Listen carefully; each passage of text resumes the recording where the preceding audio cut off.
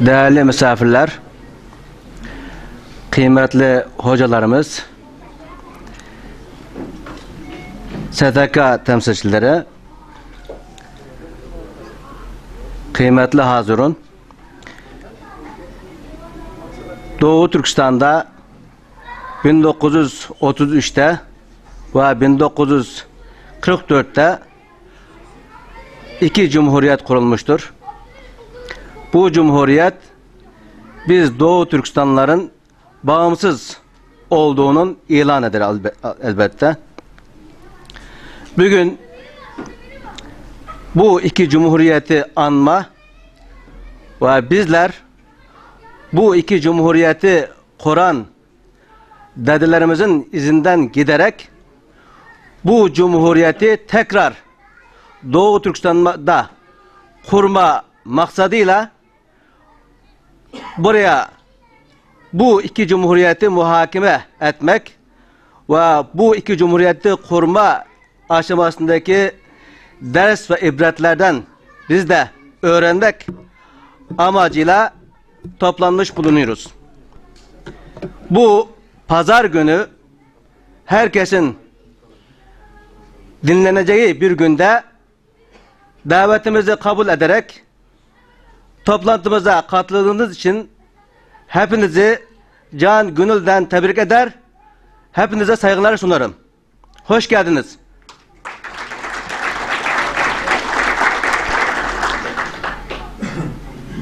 Programımızı Kur'an-ı Kerim tilavetiyle başlayacağız. Kur'an-ı Kerim'den tilavet etmek için Doğu Türkistan'dan gelen hocalarımızdan İbrahim Damollam bize Kur'an okuyacak. Kendisini mikrofona davet ediyorum. Buyurun efendim. Euzubillahimineşşeytanirracim. Bismillahirrahmanirrahim. يا أيها الذين آمنوا لا تكونوا كالذين نسوا الله فأنساهم أنفسهم أولئك هم الفاسقون لا يستوي أصحاب النار وأصحاب الجنة أصحاب الجنة هم الفائزون لو أنزلنا هذا القرآن على جبل لرأيته خاشعا متصدعا من خشية الله لو أنزلنا هذا القرآن على جبل لرأيته خاشعا متصدعا من خشية الله وتلك الأمثال نضربها للناس لعلهم يتفكرون هو الله الذي لا إله إلا هو عالم الغيب والشهادة هو الرحمن الرحيم هو الله الذي لا إله إلا هو الملك القدوس السلام المؤمن المهيمن العزيز الجبار المتكبر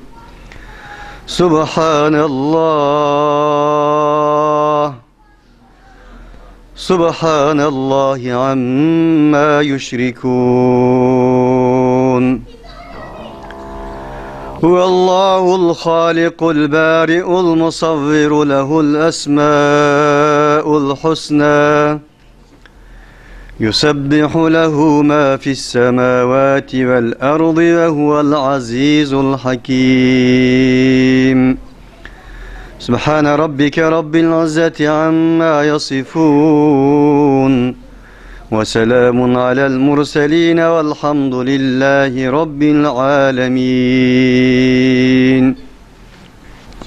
Değerli hocamız İbrahim Damollam'a teşekkür ediyoruz. Allah razı olsun. Şimdi selamlama konuşması için Doğu Türkistan Mağrip ve Dayanışma Derneği Başkanı Hidayet Oğuzhan Bey'i teklif ediyorum. Buyurun efendim.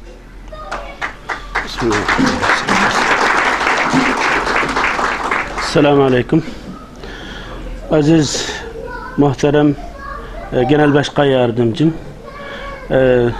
Zeytinburnu Belediye Başkan Yardımcısı, saygıdeğer STK Sivil Toplum Kuruluşları Başkanları ve muhterem hocalarımıza, herkese teşekkür ediyorum.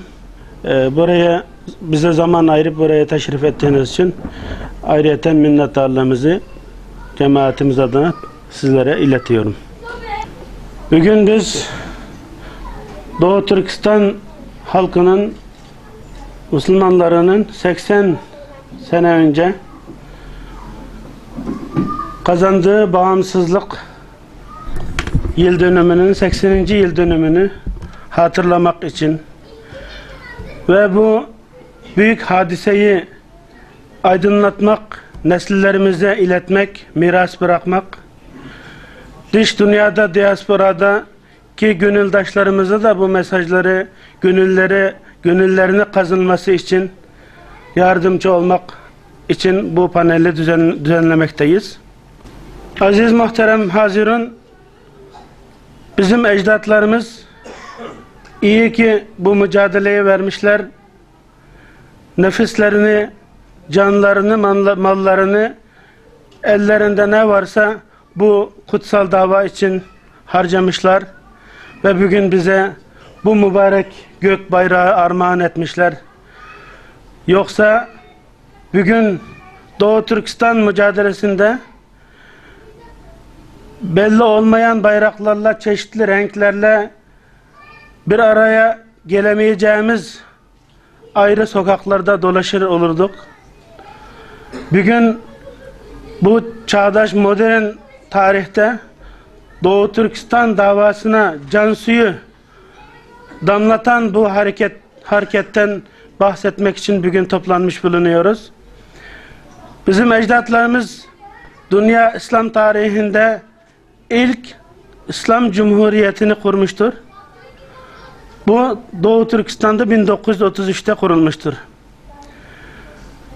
Ecdatlarımız büyük bir fedakarlıkla o zamanın şartlarıyla bütün zorlukları samimiyetle, himmetle, cüretle, cesaretle, birliktelikte bütün ihtilafı bir yana bırakıp el ele tutuşarak bir araya toplanmış ve Kaşgar'da birlikte bu Doğu Türkistan İslam Cumhuriyeti'nin temelini atmışlar. Bu İslam Cumhuriyeti bizim bugün yapmakta olduğumuz Doğu Türkistan bağımsızlık mücadelesinde bir temel teşkil etmektedir. Eğer bu olmasaydı Çin şu anda yapmakta, bizim Doğu Türkistan davasının havadan böyle azınlık, marjinal bir bölücü güçlerin, insanların ortaya attığı, yarattığı rahatsızlık olarak lanse ederdi ve bunun temeli, davamızın temeli zaafa uğrardı. Ama biz dimdik ayaktayız. Çin bizden korkmaktadır. Doğu Türkistan'da da ellerinde silah değil, ellerinde demirin bir parçası olmayan masum insanlardan korkarak masum insanlara bir ses, hak karşılığında hak istedikleri için kurşun yağmuruna tutarak yüzlerce ve binlerce kardeşlerimizin şehit ettiklerini görüyoruz. Bunların hepsinin bizim ne kadar güçlü bir temele dayalı bir dava üzerinde gittiğimizi, Çin'den korkmadığımızı, yılmadığımızı, İnşallah en kısa zamanda ecdatlarımızın bıraktığı bu bayrağı tekrar Doğu Türkistan topraklarında dalgalanacağını burada azimle ifade etmek istiyoruz. Biz bu panelde hocalarımız inşallah detayla bize anlatacaklardır. Öğreneceğimiz çok şeyler vardır. İbret alacağımız çok şeyler vardır. Bugün de dünya değişmedi. O zaman hayır ve şer ne kadar birbiriyle karşı karşıya saf tutuşmuşsa da bugün de hiç fark etmiyor. Bugün de aynı şeyler vardır. O zaman ecdatlarımız ne kadar sıkıntı çektiyse dış dünyadan, uluslararası siyasetten, uluslararası topluluktan ne kadar sıkıntı çektiyse, yalnız kaldıysa bugün de Doğu Türkistan halkı aynı durdukları yerdedir.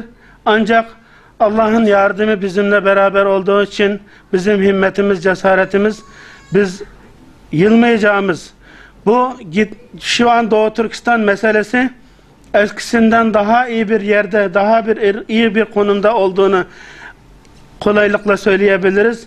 Ve şu an Doğu Türkistan konusunda internete girdiğinizde bile çok zorlanmadan tıkladığınız zaman önünüze her gün yeni bilgiler ve bu konuda Doğu Türkistan'ın bugün dünya gündemine gelen, dünyadaki en sıcak gündemdeki olayların önüne çıkmak için aday olduğunu gösteren bir konumuna ulaştığımızı göstermektedir Sayın Hazirun. İnşallah bu toplantının, bu panelin bize çok şeyler öğreteceğine ve bu beynimize, kalbimize, ruhumuza kazdığımız bu nakışın inşallah ameli tecrübede önümüzde attığımız adımlarda çok faydalı olacağını inanıyorum. Onun için inşallah bu toplantımızın hayra vesile olmasını dileyerek sizlere tekrar minnetlerimi, şükranlarımı sunuyorum. Selamun Aleyküm.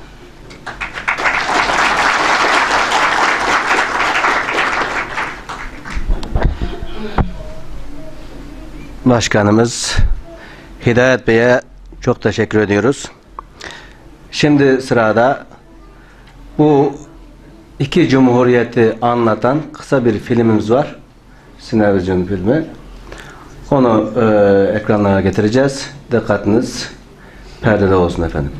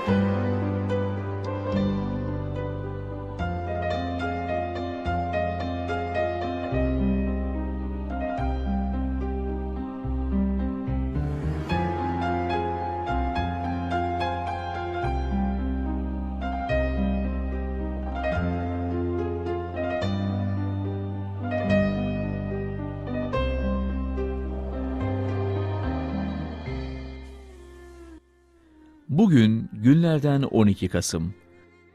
Bugün bizi bize döndürmüş, bizi bize bildirmiş, bizi dünyaya tanıtmış olan bir gün. Bugün bağımsız Doğu Türkistan İslam Cumhuriyeti'nin 2 kez kurulduğu gün.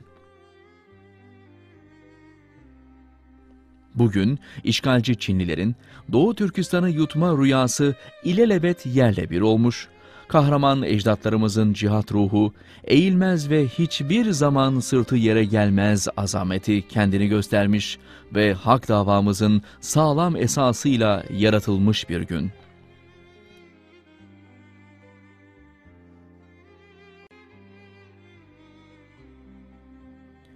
Bugün sadece bizim için değil, belki bütün İslam dünyası için de çok anlamlı zafer kazanılmış bir gün. Evet, İslam dünyasının en ünlü mütefekkirleri, İslam'ın devlet anlayışı ve siyasi görüşlerini daha yeni tanıtmaya ve dünyaya özendirmeye var gücüyle çabalamaya başlamış o dönemlerde bizim cennet mekan büyük atamız ve ilk Cumhurbaşkanımız Sabit Damollam 1933 yılında ve büyük üstadımız, ulu önderimiz Alihan Törem Hazretleri önderliğindeki mücahitlerimiz 1944 yılında tam işte bu 12 Kasım'da dünya tarihinde ilk İslam Cumhuriyeti'nin kuruluşunu gerçekleştirmiş. Dolayısıyla bütün İslam dünyasında bir ilke imza atmıştır. Demek ki bugün inancımızın ve milli mücadele tarihimizin miracı olarak yaratılmış bir gün. Bugün dünya tarihindeki ilk İslam Cumhuriyeti, yani Doğu Türkistan İslam Cumhuriyeti 2 kez kurulmuş olan bir gün. Bugünümüzün iftiharıyla, bugün de dünyaya başımızı dik tutarak onurla bakabileceğimiz bir gün.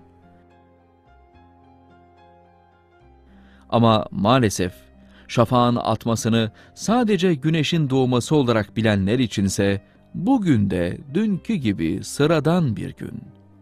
Çünkü bugüne olan hayranlık ve iftihar duygularını, hamdı kutlama heyecanlarını, bayramlık giysileriyle birlikte katlayıp dolabında kilitlemiş ve bugüne hiçbir şey olmamış gibi dünkü eski giysileriyle başlamış olan hissiz insanlarsa, sadece güneş körlerinden başka bir şey değildir. Bugünümüzün iftiharı, bugünümüze kıymet veren, bugünümüzle onurlanmayı ve onurlandırmaya bilenlere aittir. Bugünümüzü unutmayan ve unutturmayanlara aittir. Bugün bize göre sanki bir güneş tam da o gök bayrağımızdaki hilal ve yıldızın ta kendisidir. Bugünümüz olmasaydı geceler bitmez, zulmetler yarılmaz, mücadele yolumuz kendimizi aydınlatmazdı. Evet, bugünümüzü tanıtmaya, bugünümüzü anlatmaya, bugünümüzü söylemeye sözüm yetmez, dilim kifayetsiz kalır. Gerçi bugünümüzü yazmak, bugünümüzün türküsünü söylemek bana göre en kutlu, en ulu görev olsa da, lügatlar dünyasında harfler kifayetsiz kalır. Gözümün karasını kalem ve kalbimin bütün kanları boya yapsam da, bugünümüzün gerçek anlamını ifade etmeye yetersiz kalır. Çünkü bugünün kendisi bir sonsuz mana, milyonlarca şehit atalarımızın kanlarıyla mükemmelleşen bir tantana. Bize eyvahlar olsun ki tarihimizdeki bu kutlu bugünü, bu büyük ilahi rahmeti çok çabuk kaybettik. Her iki bağımsız cumhuriyetimizin mutluluğunu uzun yaşayamadık. Hatta bütün İslam dünyası içinde büyük zafer sayılacak olan o kutlu bugünümüzün kurucuları olan ulu liderimiz Sabit Damolla ve Alihan Töre Hazretlerinin hiç kadrini bilemedik. Onların bunca yıllardan beri gömülü yatan eserlerini, ilim, hizmet, fikir, hikmet, düşünce, görüşlerini yabancı dillere çevirerek dünyaya tanıtmak bir yana dursun, hatta kendimiz bile onları iyice tanımaya çalışmadık. Hatıralarımızda o büyük önderlerimizin şahsiyetlerini söndürmeye başladık ve o kutlu bugünümüz de sönmeye başladı. Evet, o kutlu bugünümüz, maalesef kimilerimiz için yastık ve mindere dönüşmüşse, yine kimilerimiz için bakkallarda harcanacak cebindeki nakit bozuk paraya dönüştü. İşte şimdi ya ağlamak ya da gülmek arasında kararsızca o kutlu bugünümüzü anmaktayız. O kutlu bugünümüzü şiddetle özlemekteyiz. O kutlu bugünümüzün hasretini çekmekteyiz. Derin ahu figanla o kutlu bugünümüzü çağırmaktayız. Milli tarihimizin miracı olan o kutlu bugünümüzse şu an bize acımış halde haykırmaktadır. Şairler şahı Mehmet Akif Ersoy'un dediği gibi, bayrağı bayrak yapan üzerindeki kandır, toprak eğer uğruna ölen varsa vatandır diye bizim vicdanımıza seslenmektedir. O kutlu bugünümüzü geri kazanabilmemiz için bizi kan vermeye, dil ve canla gece gündüz durmadan çalışmaya çağırmaktadır. O kutlu bugünümüzü yeniden inşa etmek gibi hem dini hamdı, milli kutsal gaye üzerine birlik olmaya, nefretin eğri parmaklarında sallanmamaya, kısacası bizi yeni baştan biz olmaya çağırmaktadır.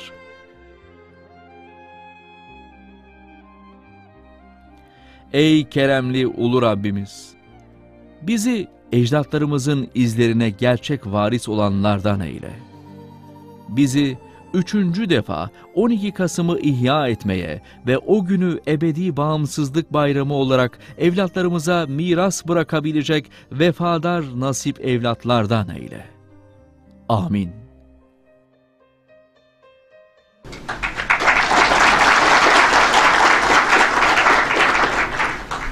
Aramızda Büyük Birlik Partisi Genel Başkan Yardımcısı Bayram Karacan efendim var.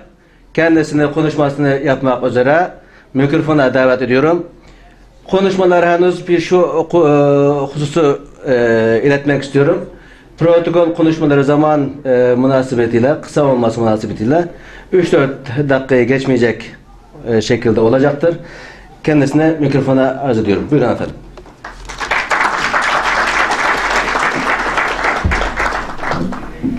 Cümleten selamünaleyküm. Ben de elimden geldiğince konuşmamı kısa tutarak ama Doğu Türkistan davası ile ilgili de duygu ve düşüncelerimizi ifade ederek inşallah konuşmamı bitirmeye çalışacağım. Öncelikle çok kıymetli konuklar, çok kıymetli hocalarım, hepinizi saygıyla selamlıyorum.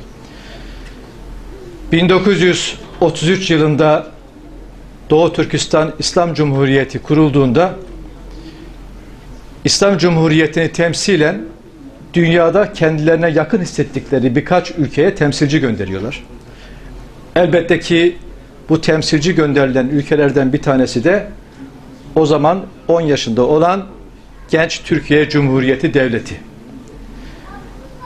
Üzülerek ifade ediyorum ki o zaman bu yeni kurulan devletin kurulmasından kıvanç duyması gereken, gurur duyması gereken genç Türkiye Cumhuriyeti Devleti gelen temsilcilere Çin ve Sovyetler Birliği ile iyi geçinmelerini tavsiye ederek onları geri göndermiştir. Fakat işin daha da üzücü boyutu 1933'teki zihniyet bugün aynen devam etmektedir. Türkiye Cumhuriyeti hala Doğu Türkistan davasını layıkı veçile sahiplenmemiştir. Ben bir Türkiye Cumhuriyeti vatandaşı olarak aynı zamanda Türkiye Cumhuriyeti'ne siyaset yapan bir kardeşiniz olarak Tokyo'da Doğu Türkistan davasının buluşma toplantısının yapılmasından utanç duyuyorum. Ve sizlerden özür diliyorum. O toplantının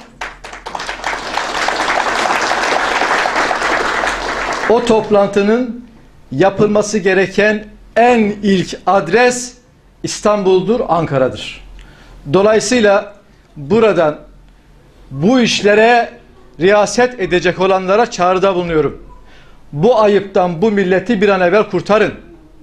Öbür taraftan hemen yanı başımızdaki Irak'ta meydana gelen bir siyasi kriz neticesinde Irak'ın Başbakan Yardımcısı Haşimiye kol kanat geren Türkiye Cumhuriyeti'nin Rabia Kader hanımefendiyi de bir an evvel bu ülkeye davet etmesini ve faaliyetlerini burada özgür bir şekilde yapmasını tavsiye ediyorum.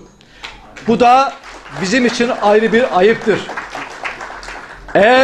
Eğer şundan çekiniyorsanız, ticari ilişkilerinizden, bilmem nenizden çekiniyorsanız hiç çekinmenize gerek yok. Çünkü zaten Türkiye ile Çin arasındaki ticari ilişkiler Türkiye'nin son derecine aleyhinedir. Bozuk Çin mallarına yılda 25 milyar dolar para ödüyoruz. Sadece 2,5 milyar dolarlık ihracat yapıyoruz. Dolayısıyla çekinecek, efendime söyleyeyim, ürkecek hiçbir durum yok. Öbür taraftan şunu da hemen ifade edeyim. Bakın Çin, Türkiye'deki Doğu Türkistan'la ilgili faaliyetleri çok yakından takip ediyor. Bunu nereden biliyorsunuz diye sorarsanız şuradan biliyoruz. Biz elimizden geldiğince Doğu Türkistan'ın davasıyla ilgili her türlü faaliyette yer almaya çalışıyoruz. Orada kendimizi bu davanın içerisinde bir nefer olarak ifade etmeye çalışıyoruz. Çin Büyükelçiliğinin bu dikkatini çekmiş. Periyodik olarak ortalama 6 ayda bir bizim genel merkeze geliyor. Yaptıkları işlerin anlatıldığı gibi olmadığını ifade ediyorlar. Biz de her seferinde orada katliam yaptıklarını, işgalci olduklarını kendilerinin yüzlerine söylüyoruz. Dolayısıyla Türkiye'de şuradan buradan çekinerekten, efendime söyleyeyim, yok uyduruk ilişkilerle, şunlarla bunlarla Doğu Türkistan davasını daha fazla görmezden gelmek ancak ve ancak Çin'in hain emellerine yardım ve yataklık etmektir. Dolayısıyla değerli dostlar, buradan tekrar bu ülkeyi yöneten, bu ülkede söz sahibi olanlara sesleniyorum. Bu davaya daha fazla sahip çıkmaları gerekir. Hala Türkiye'deki Doğu Türkistanlı kardeşlerimizin kendilerini ifade edebileceklerini, seslerini dünyaya duyurabilecekleri uydudan yayın yapan bir televizyonları yoksa bu bir Türkiye Cumhuriyeti'nin ayıbıdır. Bu örtülü ödenekleri nereye harcıyorsunuz? Bu örtülü ödeneklerin bir kısmı elbette buraya da gelmeli, bu dava içinde ayrılmalıdır. Sözlerimi uzatmadan son bir şey daha hatırlatmak istiyorum. Yine sesimi bu ülkeyi yönetenlere duyurmak üzere söylüyorum bunu. Şu anda ülkemizde çok sayıda Doğu Türkistanlı kardeşimiz mülteci durumdadır. Onlara oturma ve çalışma izni verilmemektedir. Bakın Mayıs 2012'de bu ülkede bir kanun çıkarıldı. Türkiye'den konut satın alan 183 ülke vatandaşına konut satın aldığı için oturum izni veriliyor. Konut satın alanlar buraya keyfinden geliyorlar değerli arkadaşlar. İstanbul'a keyfinden geliyorlar. Doğu Türkistanlı kardeşlerimiz buraya keyfinden gelmiyor. Oradaki işgalden, oradaki zulümden çektikleri için geliyorlar. Dolayısıyla başkalarının keyfi için tanınan ayrıcalığı Doğu Türkistanlı kardeşlerimizin zorluktan kaynaklanan mülteci durumundan dolayı bir an evvel onlara oturum ve çalışma izni verilmeli ve onların sesine kulak verilmelidir. Bu konuda benim söyleyeceklerim çok daha fazla şeyler var ama zamanı tasarruflu kullanmak ve başkalarının hakkına girmemek adına sözlerimi burada bitiriyorum.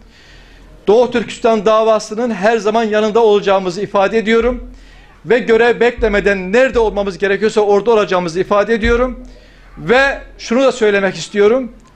Ay yıldız al bayrağı yakıştığı kadar gök bayrağı da çok yakışıyor. İnşallah gök bayrağın bağımsız devletinin semalarında dalgalandığı günleri görmek duamla sözlerimi bitiriyorum. Hepinizi saygıyla selamlıyorum. Allah'a emanet olun.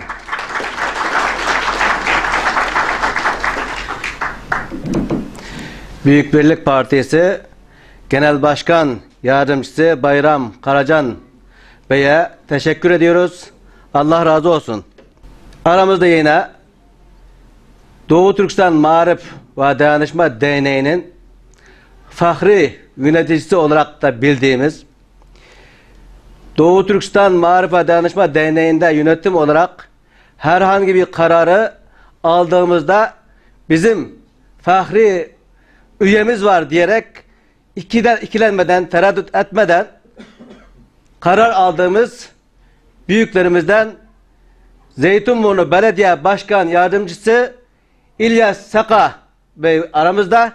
Kendisini kısa bir konuşması için mikrofona davet ediyorum. Buyurun efendim.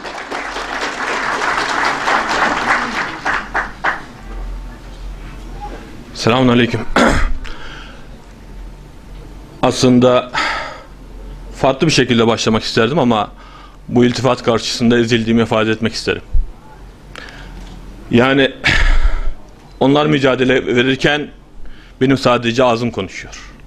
Onlar canlarını verirken ben ise birkaç şey söylüyorum. Temsil yerlerinde bazen söz verdiklerinde Doğu Türkistan diyorum. Allah'a şükrediyorum. İyi ki marif vardır diyorum. Marifin var olmasıyla beraber ısrarla vurguladığım bir haziyi tekrar vurgulamak istiyorum. Heyecana kapılmaya gerek yok. Yerli bir oyuncumuz var Allah'ın izniyle. Milli bir oyuncumuz var Allah'ın izniyle. Yarın bir gün masalara oturduğumuzda bizleri inşallah onlar temsil edecektir. Çünkü yaptıklarını görüyoruz. Yaptıkları inşallah yapacaklarına bir delil teşkil edecektir. O sebepten ben Hidayetullah'ın şahsında marife destek veren herkesi canı gönülden kutluyorum. Bununla birlikte bir şeyi tekrar ifade etmekte fayda görüyorum. Bunu kendileri de farkındalar. Taksim'e 1000 defa, Taksim'e milyon defa bayrak asabiliriz. Ama önemli olan o bayrağı önce yurt içindeki insanımızın yüreğine dikebilmek esastır. Esas olan önce Türkistanlıyım diyen insanın gönlüne dikmek esastır. Ondan sonra ise yetiştirdiğimiz insanlar ile uluslararası arenada gözlemci statüsüne sahip olabilmek için de mücadelemiz sürmelidir. Allah'ın izniyle Doğu Türkistan Maarifi olsun, diğer arkadaşlarımız olsun. Özellikle ısrarla Doğu Türkistan Maarifi ifade etmek isterim ki kalben Allah'a bağlı oldukları müddetçe inşallah onlar muzaffer olacaktır. Bırakın muzaffer olmak için illa da Doğu Türkistan'da bayrak dikmeye gerek yok. Onlar kendi vicdanlarında, kendi kalplerinde bu bayrağı dikmişlerdir ki onlar muzafferdir. Selam olsun onlara, saygılarımla.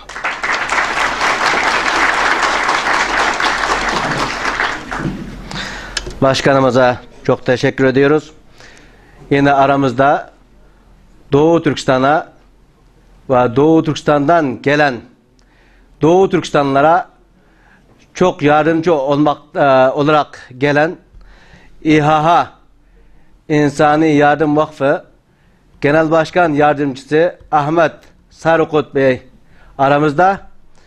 Kendisini İHH adına kısa bir konuşması için mikrofona davet ediyorum.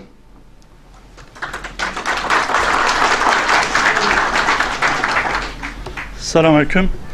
Biz İHH İnsani Yardım Vakfı olarak dünyanın her bölgesindeki mazlum kardeşlerimizin yanında olduğumuz gibi Türkiye'de ve farklı coğrafyada bulunan Doğu Türkistanlı kardeşlerimizin de yanınızdayız. Onları bizler destekliyoruz. Yapılan bu çalışmaların çok ses getirdiğini görüyoruz. 2 sene önce Doğu Türkistan Sempozyumu düzenlediğimizde Çin Büyükelçisi 2 sefer vakfı ziyaret etti. Bundan rahatsız olduğunu, Çin'de yaşananların böyle olmadığını bizlere anlatmaya gayret etti. Ve bizim arkadaşlarımızla değişik sivil toplum kuruluşu temsilcileriyle bölgeye giderek çeşitli incelemelerde bulundular. Yani demem şu ki bu toplantılara, düzenlenen bu faaliyetlere yoğun ve aktif bir şekilde katılmamız gerekir. Her yerde ses getiriyor. Bunu biz yurt dışında görüyoruz. Düzenlenen bir miting, bir faaliyet katılımcısı çoksa oradaki kardeşlerimiz televizyon ekranında bize onu göstererek gurur duyuyorlar, moral buluyorlar. Bu temenniyle bu faaliyetlerin daha da artmasını ve katılımların yüksek olmasını temenni ediyorum. Allah Doğu Türkistan'daki ve dünyadaki bütün coğrafyadaki kardeşlerimizin yardımcısı olsun. Selamünaleyküm.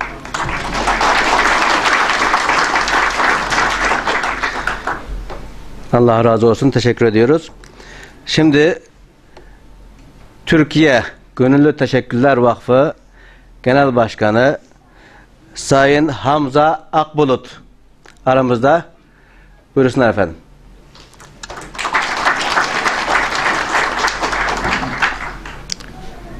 Selamünaleyküm. Hepinize saygılar sunuyorum. Bu toplantının hayırlara vesile olmasını Cenab-ı Hak'tan niyaz ediyorum. 1970'li yıllarda ortaokul talebesiyken Bilinmeyen Orta Asya diye bir kitap elime geçmişti. Onu okuyunca Türkiye dışında da Türklerin olduğunu hem de çok köklü bir kültürlerinin olduğunu, çok verimli yerlerde yaşadıklarını öğrenmiş olduğumda çok şaşırmıştım. İlkokulda maalesef bu bilgilerden yoksun olarak biz yetiştirildik. Aramızda değerli kardeşim var, Celal Kahraman. Biz sınıf arkadaşıyız. O da belki o günleri hatırlar. Bizim ders kitaplarımızda Orta Asya ile ilgili neredeyse bilgi yoktu dersem gerçeği tam anlamıyla ifade etmiş belki olabilirim. Kırıntı bilgiler vardı ve geçen bu kadar zamanda bakıyorum yine Orta Asya ile birlikte Doğu Türkistan'la ilgili yeterli bilgilerin kitaplarımızda hala olmadığını maalesef müşahede ediyoruz. Özellikle bizim aynı kökten gelen insanların, kardeşlerimizin geldiğimiz yerlerin bilgisine sahip olmamız lazım. Orada büyük bir medeniyet kurulduğunu, büyük bir birikim olduğunu, İslam kültürünün orada yerleştiğini bilmemiz lazım. Doğu Türkistan, Türkiye'de kültürel faaliyetler de işte bu kuruluşun dışında maalesef fazlaca olmuyor.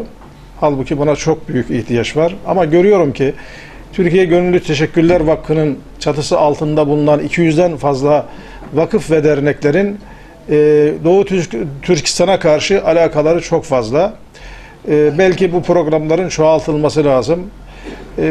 Bizim nitelikli insanları yetiştirerek davamızı dünyanın her tarafında anlatmamız lazım. Anlatmadan gerçi Çin hükümeti veya devleti rahatsız oluyor. Hiç önemli değil.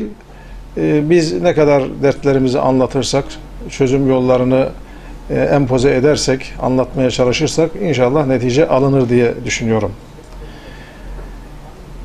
Türkiye'de Doğu Türkistan meselesiyle ilgilenen çok sayıda insan var. Sırf Doğu Türkistanlılar değil, bizim sivil kuruluşlarımız var. Ama bunları bir koordine ederek bir takım faaliyetlere yönetmek lazım. Zannediyorum Marif Derneği bunu başaracaktır. Bundan sonra da belki hedefleri arasında bu olabilir diye düşünüyorum. Bu bizim davamızdır. Başkasının davası değildir. Duyarlı olmamız lazım. Yardımda bulunmamız lazım. Çareler üretmemiz lazım. Oradaki esarete son vermemiz lazım. Azmin elinden, çalışmanın elinden hiçbir şey kurtulmaz. İnsanlar için ancak çalıştıklarının karşılığı vardır. Bu bir milli davadır. Buna sahip çıkmamız lazım. Sözü uzatmak istemiyorum. Çok şey belki de konuşulması lazım ama bundan sonraki konuşmacılar zaten bunları konuşacaklardır. Hepinize saygılar sunuyorum. Tekrar bu toplantının hayırlara vesile olmasını Cenab-ı Hak'tan niyaz ediyorum.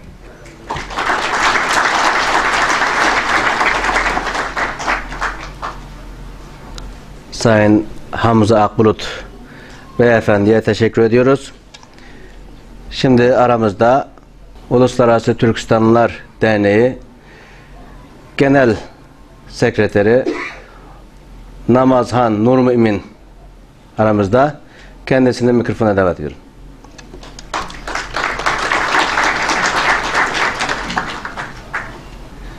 Bismillahirrahmanirrahim. Esselamu Aleyküm ve Rahmetullah. İnşallah bu toplantılarımız İslam ümmeti şu cümleden bizim Türkistan Müslümanları için inşallah hayırlara vesile olur. Türkistan dediğimizde öncelikle tabi aklımıza İslam davası, iman davası gelir.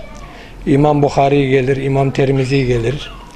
Öyle büyük alimler yetiştiği bir yer. Maalesef asırlardır, son belki 3-4 asırdır, daha fazlasıdır.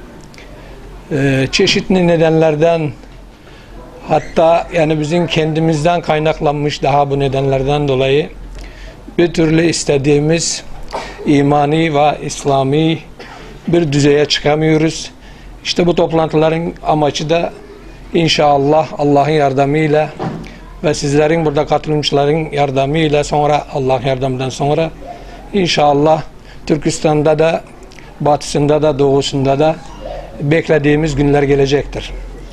Türkistan bugün Doğu Türkistan, Batı Türkistan hepsi yaklaşık 6 milyon kvadrat kilometre yeri temsil eden büyük bir İslam ümmetinin kuzeyini temsil eden bir bölgedir. Ve İslami açıdan çok önemli bir bölgedir. Hem dini marifet açısından, hem ekonomi açısından, hem de insani kaynaklar açısından bu böyledir.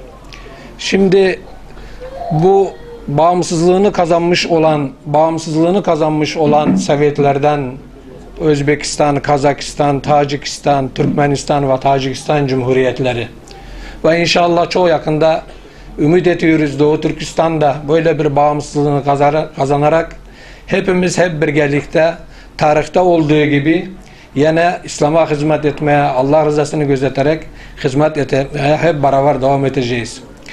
Şu anda Türkistan'dan göç edenler sayısı ben bu 5 cumhuriyetten söylersem son 10-15 senede yaklaşık 10 milyondur. 10 milyon insan şu anda göç etmiştir. Doğu Türkistan'dan da çok kardeşlerimiz yani bu cumhuriyetler şu anda bugün konuşacağımız cumhuriyetlerin sonra, yani Dünya Savaşı'ndan sonra da milyonlarca kardeşlerimiz muhacir durumuna düşmüştür. Elbette muhacirlik büyük bir sıfattır, büyük bir özelliktir. Allah'ın yolunda muhacir olmak elbette büyük bir nimettir. İşte biz muhacirler, Türkiye'de gerçi muhacir değiliz, Türkiye'deki kendi vatanımızdır. Bu mücadeleni, Türkistan mücadelesini devam ettirmekteyiz. Uluslararası Türkistanlılar Dayanışma Derneği yeni bir dernektir. Bu senede tesis edilmiştir. Bunun amacı son gelen yaklaşık 50 bin ile 100 bin muhacirlerden söz edilmektedir şu anda. Bunlar çeşitli dolaylardan Türkiye'ye gelen kardeşlerimizdir. Bunlarla ilgilenmekteyiz. Bunun yanında Doğu Türkistanlı kardeşlerimizle gerçek manada imani kardeşliklerimizi korumaya, işbirliğe gitmeye, birbirimize yardımcı olmaya, sahip çıkmaya devam etmekteyiz. Bu bilgilerle bu toplantımızın hayırlara vesile olmasını Doğu Türkistanlı kardeşlerimize Cenab-ı Allah'ın çok yakında rahmetinin, yardımının gelmesini, şunun da bütün İslam ümmetine, bugün zor durumda olan bütün ümmetimize de Allah'ın rahmetinin, şefaatinin yetişmesini dileyerek konuşmamı bitirmek istiyorum. Allah razı olsun.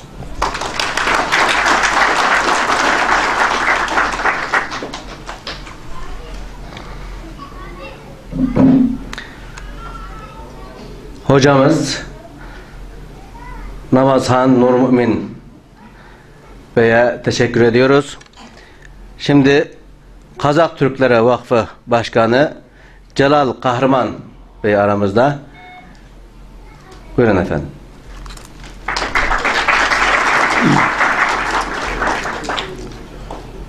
Selamun Aleyküm. Sayın Belediye Başkan Yardımcım, Sayın Parti Teşkilatı'nın yetkili temsilcisi, değerli sivil toplum kuruluşlarının başkan ve yardımcıları, Maarif Derneği Başkanı ve Yönetim Kurulu üyeleri, kıymetli misafirler, hanımlar, beyefendiler. Bu toplantımızın hayırlara vesile olmasını Cenab-ı Hak'tan niyaz ediyorum. Değerli arkadaşlar, biz de Doğu Türkistan kökenli olarak burada yaşamaktayız. Doğduğumuz günden beri dinlediğimiz türküler, konuşulan sözler, Doğu Türkistan'la alakalı sözler ve türküler olmuştur. Biz bu türkülerin altında büyüdük, yetiştik, bugünlere geldik. Elhamdülillah diyoruz. Bu manada Sayın Maarif Derneği Başkanımıza yapmış olduğu faaliyetlerden dolayı çok teşekkür ediyorum. İnşallah Rabbim bir şekilde 1933 senesinde kurulan Doğu Türkistan'ın bayrağında olan 4 tane simgeyi unutmayarak bağımsızlığa kavuşmayı ben tekrar niyaz ediyorum. Hayırlı olsun inşallah.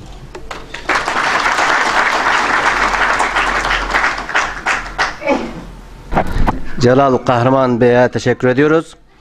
Şimdi sırada Ekber Yassa Türkistanlılar Kültür ve Yardımlaşma Derneği Başkanı.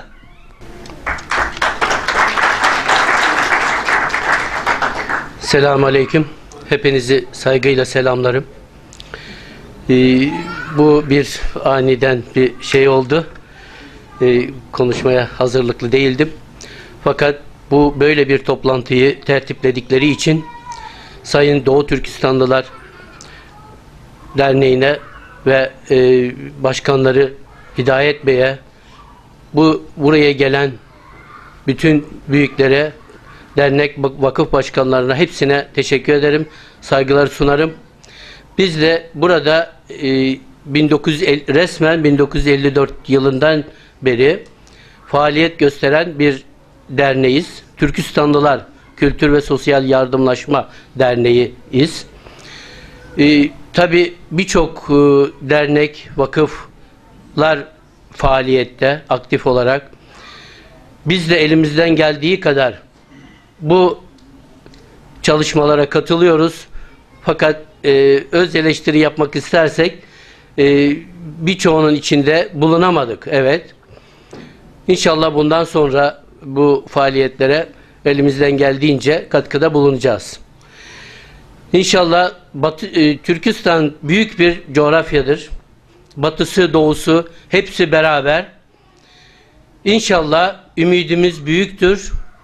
Bu iki cumhuriyet 1933 ve 1944 yılında kurulan bu cumhuriyetler bayraklarını taşıyacaklar ve bir gün bunları göreceğiz. İnşallah ümidimiz büyüktür. Çalışmalarında başarılar hepimize. Saygılar, selamlar.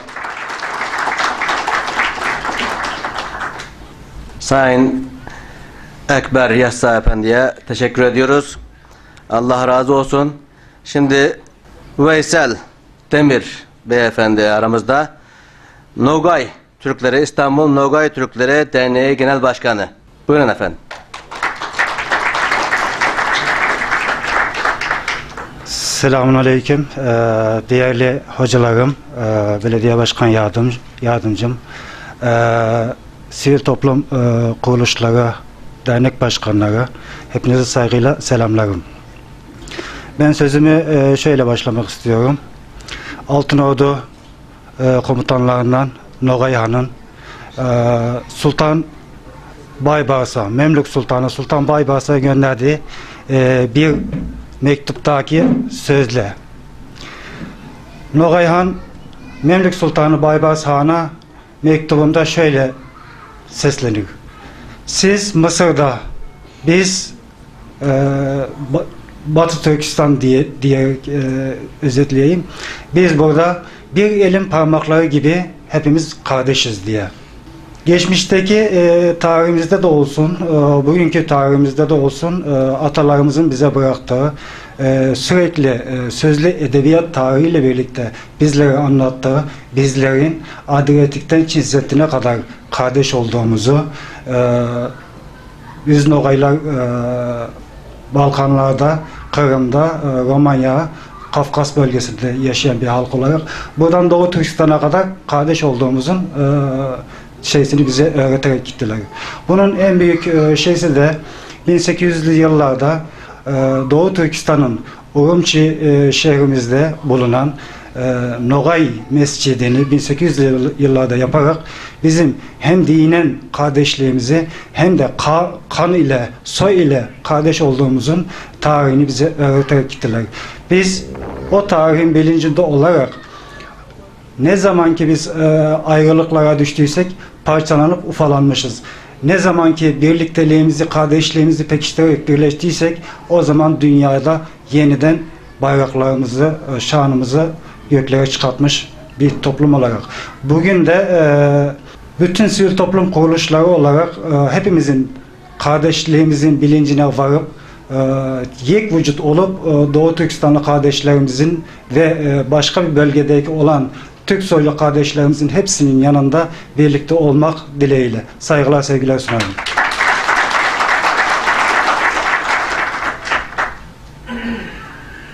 Aramızda Avrasya Türkleri Federasyonu Genel Başkanı Serkan Gençtürk Bey var.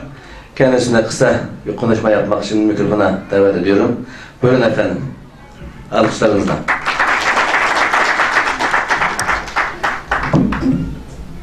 Selamun Aleyküm kıymetli hazirun, değerli büyüklerim, Türk dünyasının güzide STK'larının değerli başkanları, yöneticileri, hanımefendiler, beyefendiler, hepinize selam verdikten sonra kısa bir açıklama yapmak istiyorum. Avrasya Türk Dernekleri Federasyonu Başkanı ben değilim, sekreteriyim.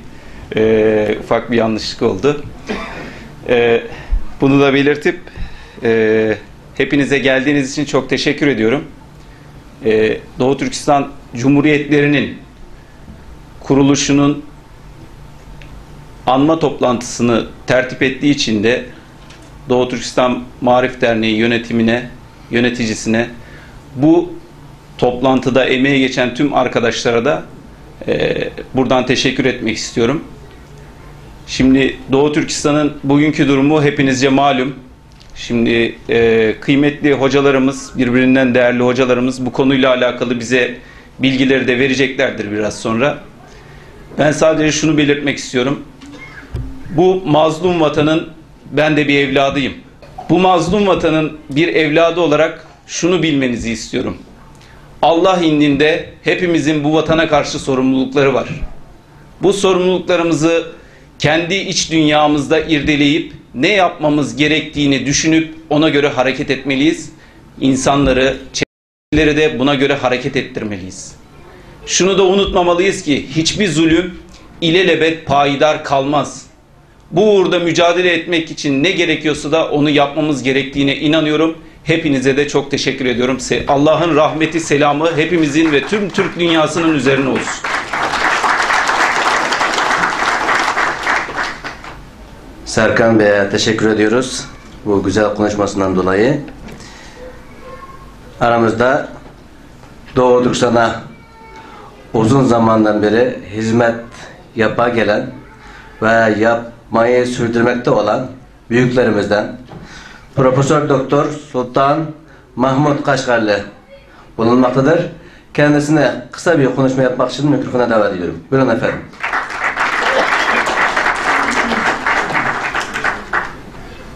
Esselamu Aleyküm değerli kardeşlerim ve bugünkü bu anlamlı toplantıda iştirak eden sivil toplum kuruluşlarının başkanları, partiye teşkilatlarının başkanları, dernek ve vakıflarının başkanları ve bu toplantıya katılan bütün büyüklerimiz, bütün dostlarımızga ben sevgi ve saygıyla salamlıyorum. Ve hepinizge bu toplantı katıldığınız için teşekkür ediyorum. Bu toplantı hakikaten çok önemli bir toplantı. Bizim Doğu Türkistan ilgili dernekle, cemiyetle şimdi çok fazla 10 kaç tane dernek, vakıf, bu var. Ama bunların içinde ciddi faaliyet ilip verivatkan bir teşkilatımız var. Bu olsun Doğu Türkistan Marif ve Hemkarlık Derneği, cemiyeti. Bu cemiyetin bugünkü günde demek Doğu Türkistan davasını gündemi getirmek, Doğu Türkistan'ın iki cumhuriyet hakkında bir panel uyuşturması takdirgi şayan büyük bir vakadır. Ben onun için Doğu Türkistan Marif ve Daynaşım Derneği'nin başkanı Hidayetullah Bey'e, yönetim kurulu üyelerine ve bu toplantı emeği geçen bütün kardeşlerimize şükürlerimi izhar ediyorum. Bu iki cumhuriyet hakikaten bizim ecdadımız, yani halkımızın karakterini, yani bizim halkımız, meyli Türk dünyası olsun, meyli İslam dünyası olsun, umumen asaretini hiç kabul etmemiş halklardır. Demek halkımız asaretini kabul etmemiş, özünün müstakil yaşaş, hür yaşaş iradesini namayan etmiş bir büyük bir olaydır, vakadır. Demek bunun biri 1933'te Kaşgar'da kurulmuş Doğu Türkistan İslam Cumhuriyeti. Bu cumhuriyet mi kolay kurulmamış, ecdatlarımız nurgu şehit vermiş, kan vermiş, can vermiş, şu müşkül şeraitte bu cumhuriyeti kurmuşlardır. İkinci birisi 1944'te. Yani Doğu Türkistan'ın küzeydeki Gulcu'dan başlangan, ili vilayetinin başlangan ve 44. yılı 12 Kasım'da kurulgan Doğu Türkistan Cumhuriyeti'dir. Bu cumhuriyeti mi bizim halkımız hür yaşamak için, bağımsız yaşamak için can, kan verip bu cumhuriyetini kurmuş. Nurgulluğun bizim gençlerimiz, nurgulluğun insanlarımız bu cumhuriyetini kuruş yolu da canlarını feda etmiştir. Biz bugün bu cumhuriyetini, iki cumhuriyetini anarken biz şehitlerimizge, o cumhuriyetten kurgan önderlerimizge, büyüklerimizge, şehit gazilerimizge Allah'tan rahmet diliyoruz. Cenab-ı Allah'a cennetli makan nasip eylesin. Şimdi ben sana sözün lüzumu yok. Büyük Birlik Partisi'nin başkan yardımcısı çok güzel konuştu. Ben bu konuşmalara hakikaten yürekten katılıyorum. Bizim Büyük Birlik Partisi'nin başkanı merhum Muhsin Yazıcıoğlu her zaman Doğu Türkistan davasının yanında olmuştur. Bizi her zaman yalnız bırakmamıştır. Onun için onun kadar Allah'ın demek cennet makan diliyorum ve bu toplantının güzel geçmişini, bu toplantının Doğu Türkistan davası için hayırlı vesile oluşunu Cenab-ı Allah'tan diliyorum. Hepinizlerine saygı ve sevgiler sunuyorum. Sağ olun, var olun.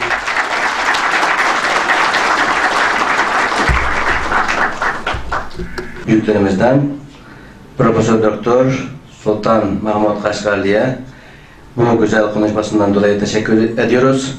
Ve Büyük Birlik Partisi Genel Başkanı merhum Muhsin Yazıcıoğlu'nu da burada rahmetle anıyoruz. Kendisine Allah Subhanahu ve Teala gani gani rahmet eylesin. Şimdi programımıza bazı sebeplerden dolayı katılmayıp da buraya telgraf gönderen devlet büyüklerimizin yazılarını okuyacağım. Hepsini okumayacağım ama bir iki kişinin selamlarını okuyacağım. İlk önce 1933 ve 1944 tarihlerinde kurulan Doğu Türkistan Cumhuriyetlerini anma planıyla yoğun programım nedeniyle katılamadığım için üzgünüm. Nazik davetiniz için teşekkür ederim. Orta Asya'daki soydaşlarımızın tarih boyu verdikleri mücadele ve kazandıkları haklı özgürlüğün gururunu Türkiye Cumhuriyeti vatandaşı olarak bizler de aynı şekilde paylaşıyoruz. Geniş bir coğrafyanın ortak tarihini yaşadığımız Doğu Türkistan Cumhuriyeti'nin özgürlüğünden bu yana verdiği onurlu mücadelenin hakkaniyetle sonuçlanmasını temenni ediyorum. Bu vesileyle 12 Kasım Bağımsız Günü'nün tüm Doğu Türkistanlı kardeşlerim için hayırlara vesile olmasını diliyor. Sizi şahsınızda kıymetli davetleri en kalbi duygularımla selamlıyorum. Recep Tayyip Erdoğan, Türkiye Cumhuriyeti Başbakanı.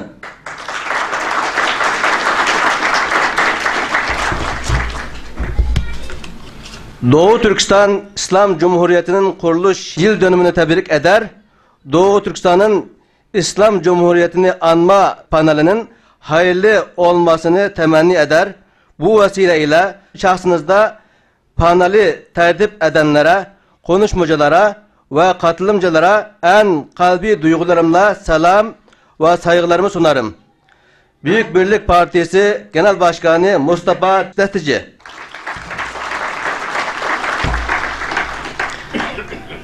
Diğer büyüklerimizin yazılarını okumayacağım çünkü zamanımız kısıtlı. Sadece ismini söyleyerek geçeceğim. Aziz Babuşçu, AK Parti İstanbul İl Başkanı. Tamer Yıldız, Enerji ve Tabi Kaynaklar Bakanı. Egemen Bağış, Avrupa Birliği Bakanı. Profesör Doktor Mustafa Kemalak, Saadet Partisi Genel Başkanı. Hayati Yazıcı, Gümrük ve Ticaret Bakanı. Mehmet Mehdi Eker, Gıda, Tarım ve Hayvancılık Bakanı. Mustafa Demir, Fatih Belediye Başkanı. Teşekkür ederim.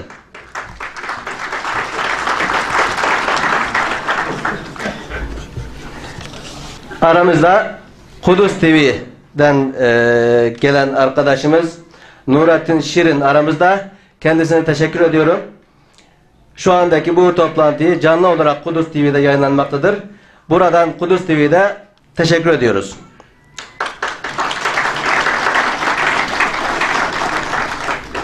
Şimdi huzurlarınıza Doğu Türkistan kızlarımızdan Munzira Ötkür'ü mikrofona davet ediyorum. Bize bir şiir okuyacak.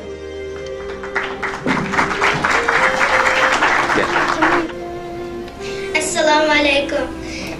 Şarkı Türkistan, iyi atılar, iyi anılar, iyi ağaçlar, iyi akılar, iyi dostlar, iyi fıkılar. Sormam siz menden, siz kimden? Men bir küçük kızmen. Yaşım küçük, boyum micik, kalbim pak. Gayem ve armallarım bırak asman pelek, asman pelek. Men bir şarkı Türkistan kızmen. Gerçi bazılar Şarkı Türkistan ismini bilmisi mi? Yaki bilgenler onu öç görsü mü? Onunla ilgi çıkması mı? Yaki ilgi çıkanlar darlar kıyısısı mı? Men yenilen Şarkı Türkistan kızı men.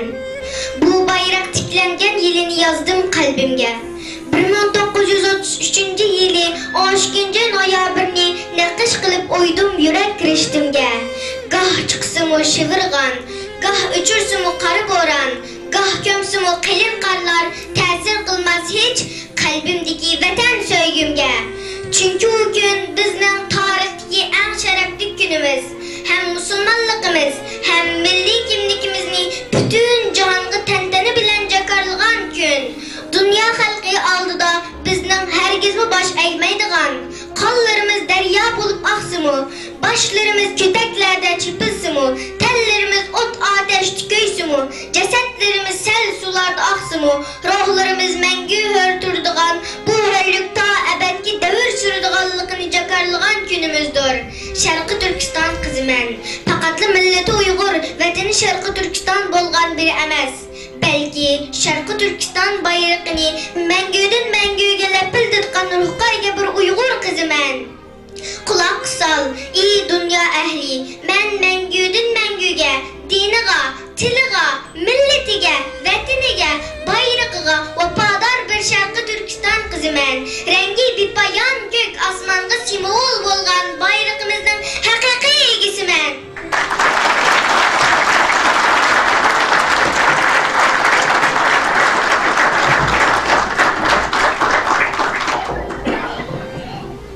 Şimdi Munzira'nın kardeşi bize Türkçe olarak bir şiir okuyacak. Kendisine mikrofona davet ediyorum. Muhammed Ökür. Önce bir alkışlayalım. Şöyle gel. Hürriyet istiyorum. El çek düşman saplından, çek artık ezabını. Bitsin gönlümde yasım, kirletme turabımı. Gerçek desin isterim, yıllardır serabımı. Türkistan'a özgürlük, hürriyet istiyorum. Bitsin gönlümde yasım, kirletme turabımı. Gerçek desin isterim, yıllardır serabımı. Türkistan'a özgürlük, hürriyet istiyorum. Çekilsin kara perde, elem bitsin diyorum. Kara perde çekilsin, atlansın namusumuz. Bitsin artık yurdumda bitmeyen kabusumuz. Özgür olsun gök bayrak, hür olsun ulusumuz. Kızılçin Türkistan'dan çekilsin istiyorum. Ben Türkistan evladı yurduma dönüyorum. Savurdum milletimi dünyanın her yerine. Elem geldi milletin ecelisi her serine. Kalektin toprağımın dağına köylerine. Ben Türkistan çocuğu hürriyet istiyorum. Kanadımız kanlarımız sel oldu. Hürriyet istedik hasretler ecel oldu. Nice divan mertlerim tatifideyken soldu. Bundan sonraki nesle hürriyet istiyorum. Ben Türkistan'da özgür bayramları kutlamak istiyorum. Açılsın zindanların kanlı çelik kapısı. Bana ait o yurdun tarihteki tapusu. Alnıma dayansa da kızıl kurşun namlusu. Ölmek vardır dönmek yok, hürriyet istiyorum. Ben Türkistan'da doğup yaşamak istiyorum. Türkistan toprağında hür ezanlar çınlasın. Hürriyet bayramlarım, özgürlüğüm kutlansın. Gök hilalim özgürce gönder de dalgalansın. Cumhuriyet hakkındır, kutlamak istiyorum. Ben cennet Türkistan'a hürriyet istiyorum.